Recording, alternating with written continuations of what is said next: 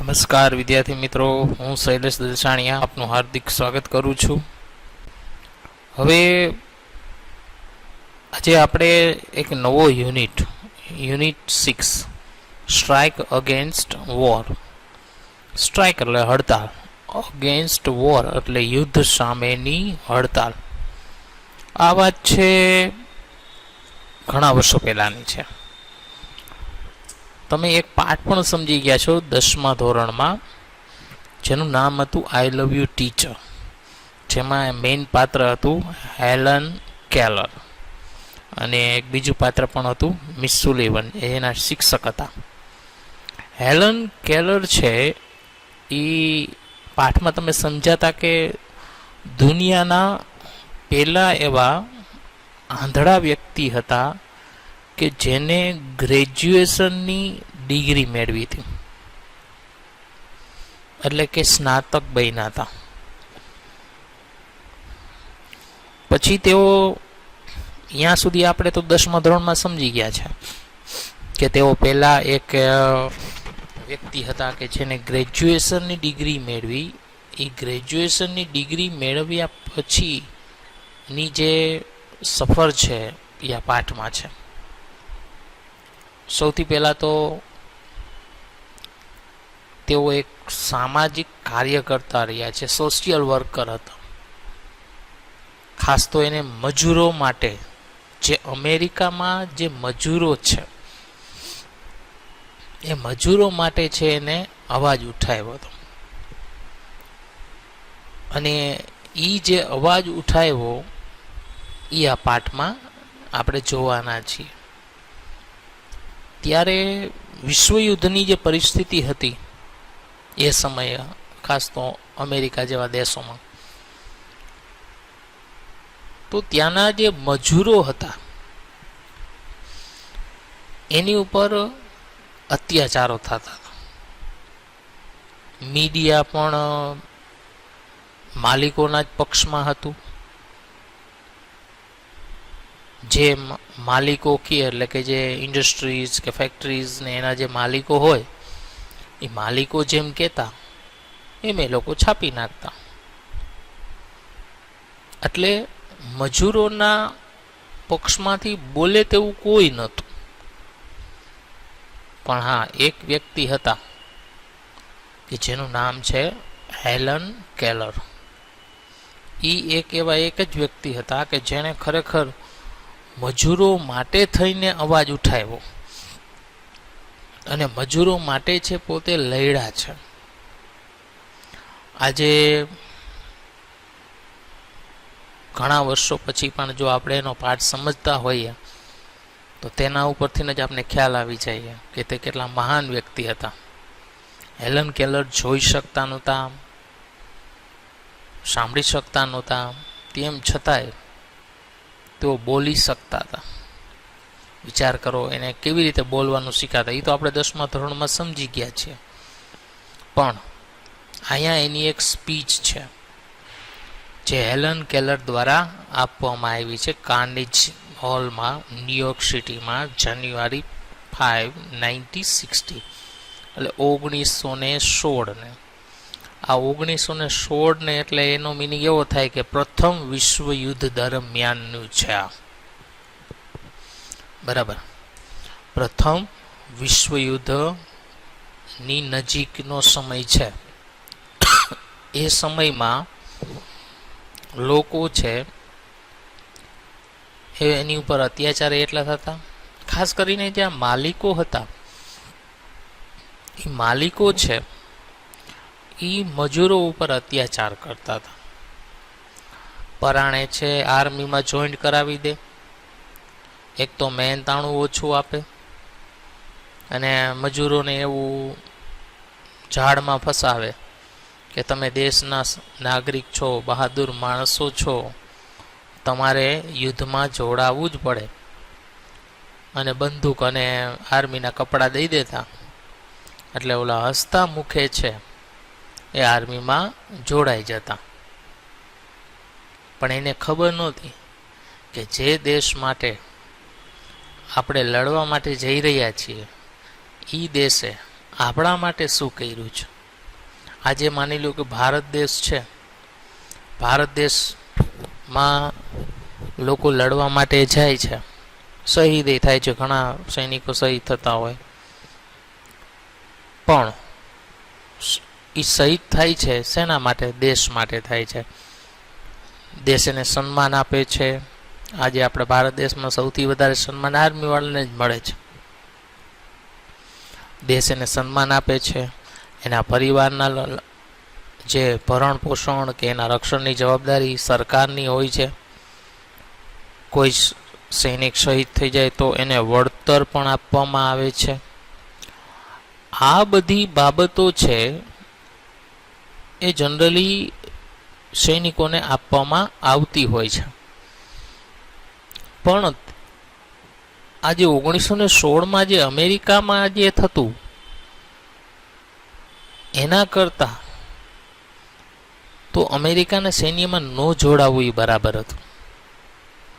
બરાબર.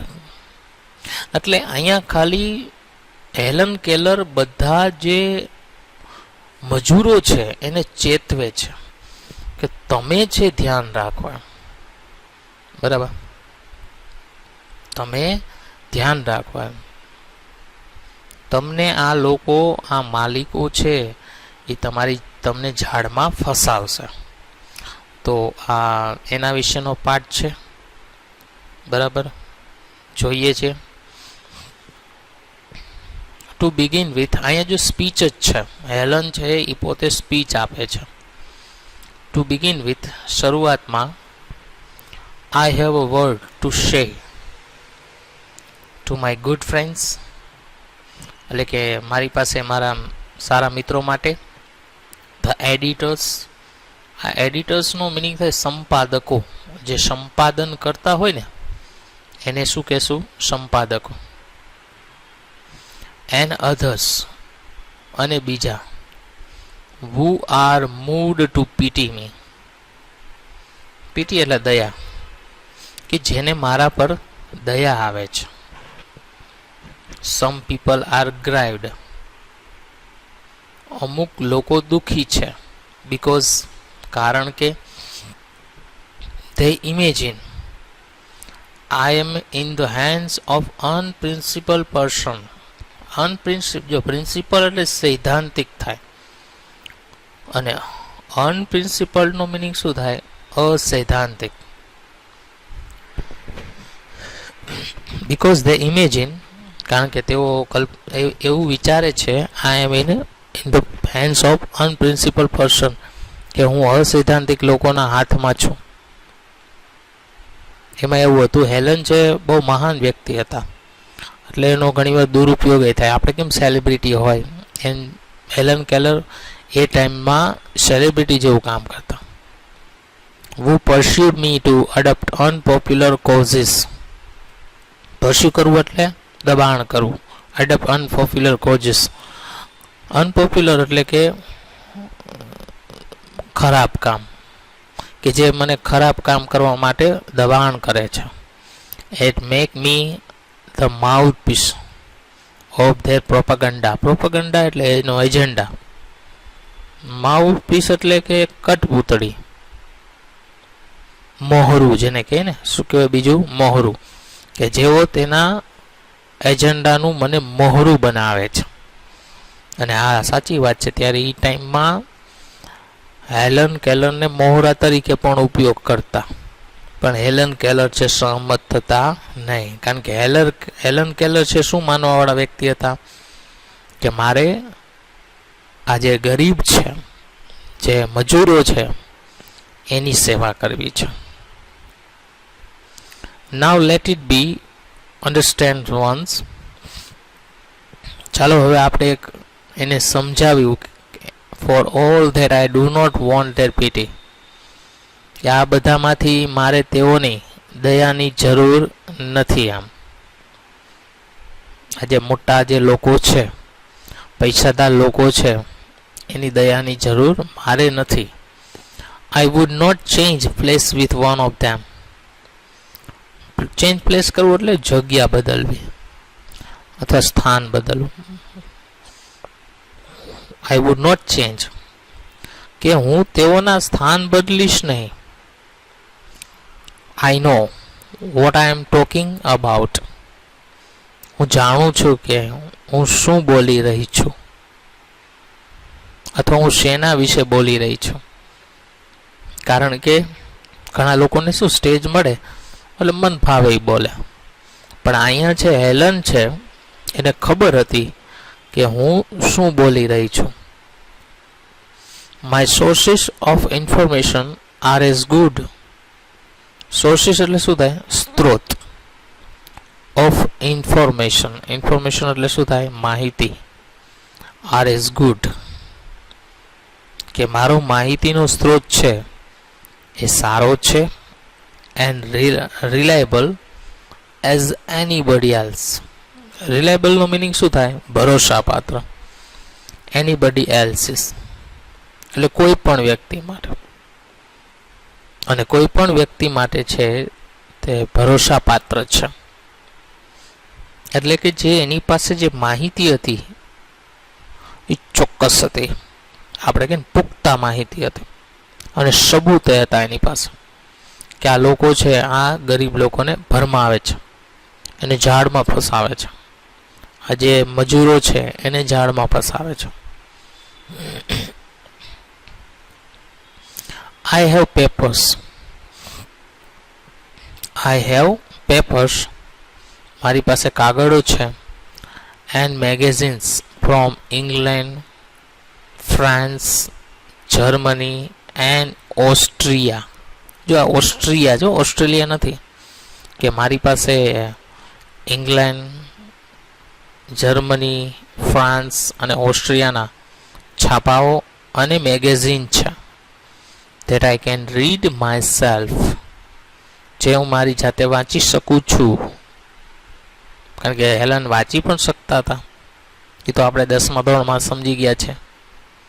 Not all the editors I have met can do that.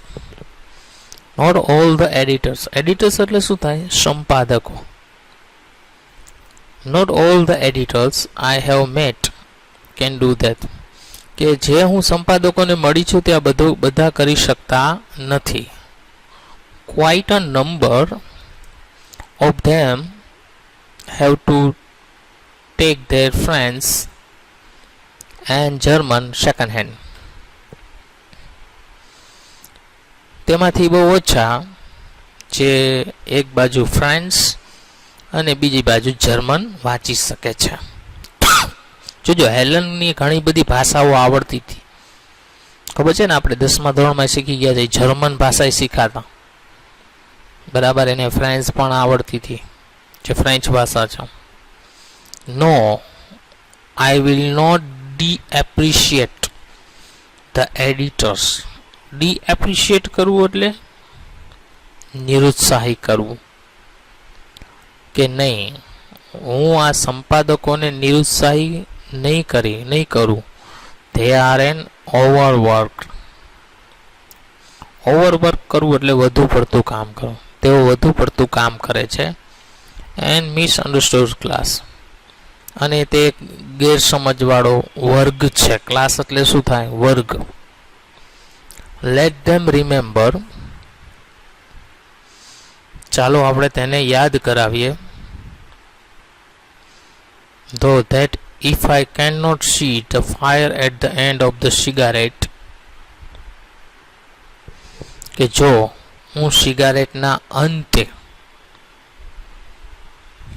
Fire એટલે આગ અથવા તણખું, કે જો હું સિગારેટના અંતે આ તણખાને જોઈ શકતી નથી.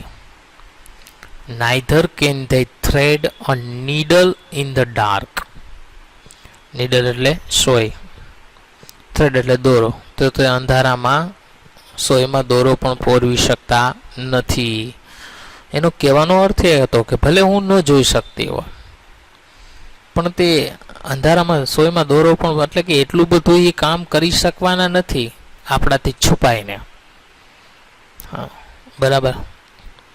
આપને જોજો, સરકાર ગમે એ ગવર્મેન્ટ હશે કે સરકાર હશે, કદાચ આપણને પ્રજાને અંધારામાં રાખીને ઘણા કામ થતા હોય છે, પણ અમુક તો ઉજાગર થઈ જ જાય, અમુક તો બહાર આવી જ જાય.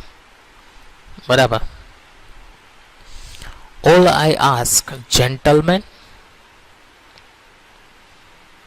કે હું આ શ્રીમાનો પાસે એટલું માગું છું, is a fair field. Fair field એટલે કે યોગ્ય ક્ષેત્ર, એન્ડ નો ફેવર, અને કોઈ પક્ષપાત નહીં. કે હું આ શ્રીમાનો પાસે એટલી માગણી કરું કે દરેક ક્ષેત્ર છે એ યોગ્ય અને પક્ષપાત વગરનું હોય. ગમે એ ક્ષેત્ર એમ, કોઈનો પક્ષપાત ન હોવો જોઈએ. ખાસ કરીને અત્યારના સમયમાં તમે અત્યારની સ્થિતિ તમે જુઓ ને તો છાપાઓવાળા, મેગેઝિનવાળા, તમે જોજો એમાં મોસ્ટ ઓફ છે બધા પક્ષપાત કરતા હોય.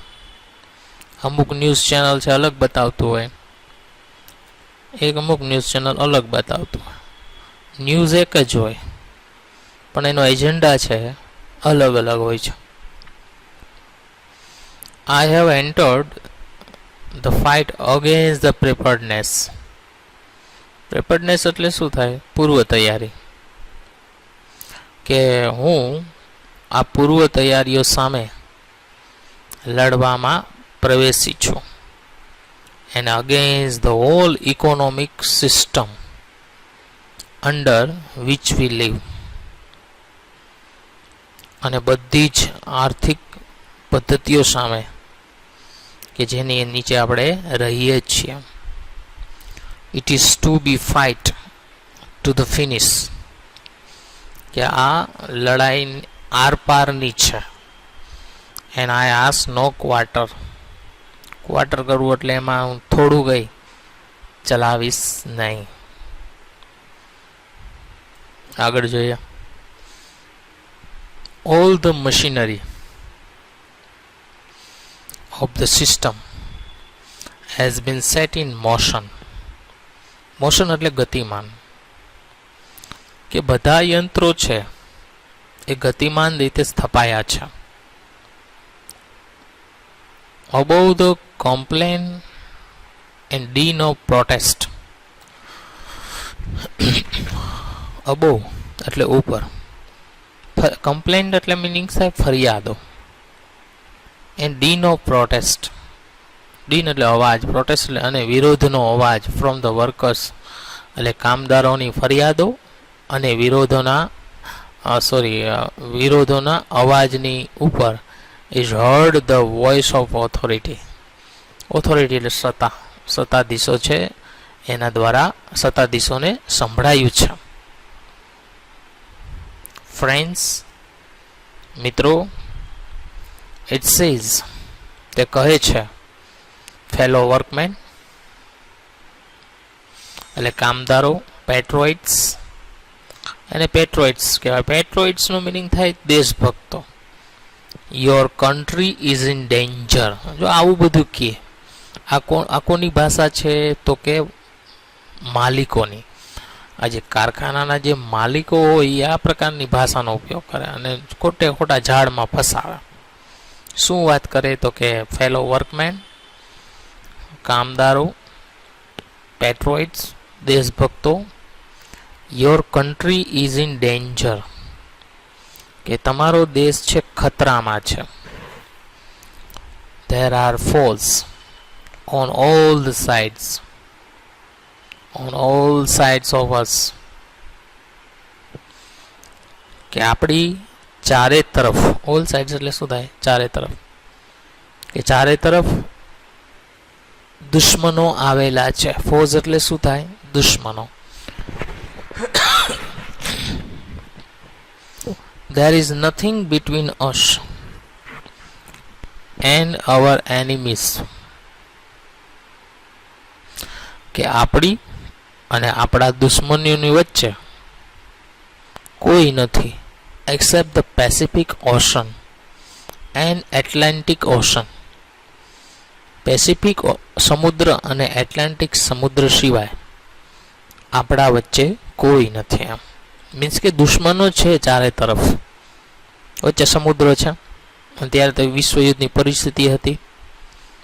Look at what has happen to Belgium. જુઓ બેલ્જિયમનું શું થયું. Considering the fate of Serbia, considering કરવું એટલે ધ્યાનમાં લેવું, ફેટ ઓફ સર્બિયા, અને સર્બિયાના ભવિષ્યને ધ્યાનમાં લેતા. Will you murmur about low wages, murmur કરવું એટલે બબડ, લો વેજીસ એટલે ઓછા પગાર. When your country and your very liberties are in danger, liberty એટલે આઝાદી, કે શું તમે ઓછા પગાર માટે બબડશો કે જ્યારે તમારો દેશ, તમારી આઝાદી ખતરામાં હોય? આવું કોણ બોલે? માલિકો બોલે છે. કારખાનાના જે માલિકો છે એ આ પ્રકારની ભાષા વાપરે. એટલે આમાં શું થાય કે મજૂરો છે એ શું થઈ જાય? ઉશ્કેરાય છે, વધુને વધુ ઉશ્કેરાશે અને યુદ્ધમાં જોડાઈ જશે. What are the miseries you endure compared to the humiliation of having victorious German army shell up in the east rivers? What are the miseries you endure? કે તમે તો શું દુઃખ ઇન્ડ્યોર કરવું, સહન કરવું, તમે તો શું દુઃખ સહન કરો છો compare to the humiliation having victorious army, એટલે ઐતિહાસિક જર્મન આર્મી કે જે પૂર્વ તરફ પ્રવાસ કરી રહી છે. ક્વાઇટ યોર ગ્રમ્બલિંગ, તમારું બબડવાનું શાંત કરો. ગેટ બિઝી, વ્યસ્ત થઈ જાઓ. And prepare to defend your fire sides, અને તમારા દેશની સરહદોનું રક્ષણ કરો. એન્ડ યોર ફ્લેગ, અને તમારા રાષ્ટ્રધ્વજનું. ગેટ એન આર્મી, આર્મીમાં જોડાઓ. ગેટ નેવી, નેવીમાં જોડાઓ. બી રેડી ટુ મીટ ધ ઇન્વેડર્સ, અને બહાદુરોને મળવા માટે તૈયાર થઈ જાઓ, દુશ્મનોને મળવા માટે તૈયાર થઈ જાઓ. Like the loyal hearted free men you are, એક તમે આઝાદ વફાદાર સૈન્ય હોય અથવા વફાદાર માણસ હોય એ રીતે તેની સામે મળવા માટે તૈયાર થઈ જાઓ.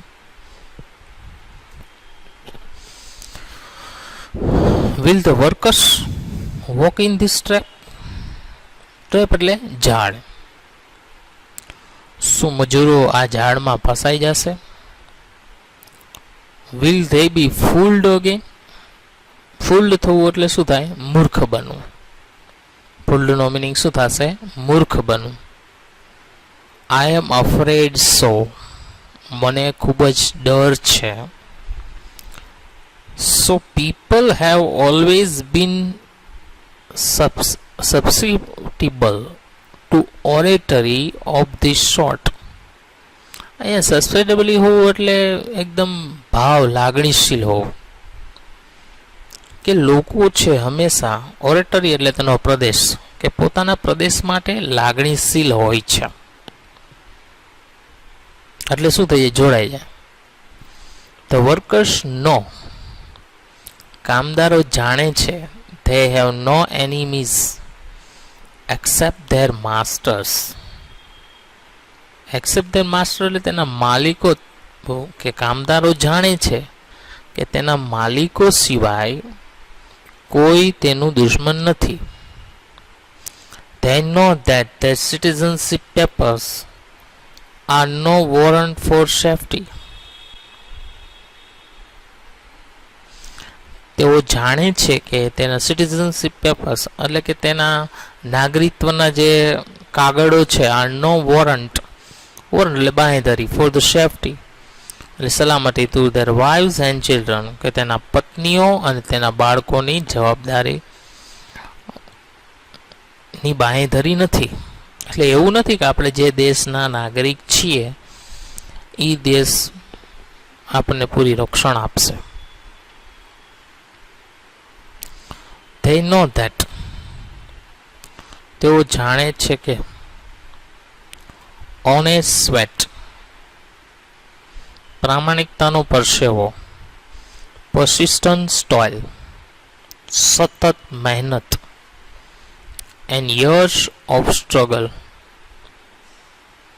અને વર્ષો સુધીની મહેનત bring them nothing on two, તેનાથી કાંઈ થયું નથી. વર્થ ફાઇટિંગ ફોર, અને જે લડાઈ જે લડ્યા, yet deep down in their foolish heart, તેમ છતાં તેના હજુ મૂર્ખ હૃદયમાં ધે બિલીવ ધે, તેઓ માને કે ધે કન્ટ્રી, તેઓ એક દેશ છે, on blind vanity of slaves, અને આ તો એક આંધળી ગુલામી છે. વેનિટી ઓફ સ્લેવ્સ નો મિનિંગ શું થાય? અંધ ગુલામી, જેને આપણે કહીએ ને. તો મિત્રો, અહીંયા આપણો લેક્ચર પૂરો થાય છે. અહીંયા સુધી રાખીએ છીએ. Thank you. નેક્સ્ટ લેક્ચરમાં નેક્સ્ટ પેરેગ્રાફ આપણે સમજીશું.